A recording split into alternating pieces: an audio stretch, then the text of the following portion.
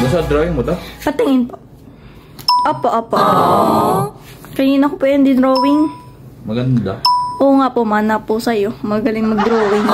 I-rate nyo nga po yung daddy. What? 9.5. Bakit po? Maganda. Wow. Ay, daddy, oo nga po pala. Maglabahan na daw po, sabi ni mama. Pakalaba ko lang ah. Sabi mo sa mami mo siya naman maglaba.